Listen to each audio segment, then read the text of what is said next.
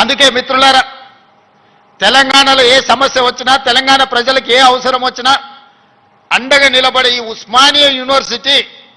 కళావిహీనమైపోయి vice ఛాన్సలర్ల నియామకం జరగక, ప్రొఫెసర్లు రిటైర్ అయిపోతే ప్రమోషన్లు ఇవ్వక,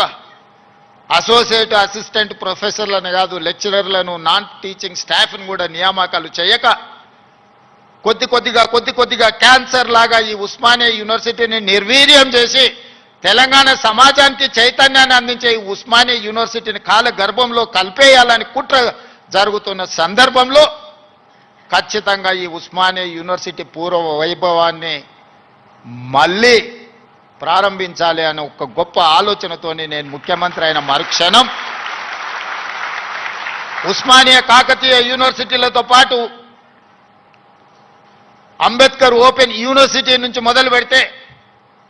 యూనివర్సిటీలను అన్నిటిని కూడా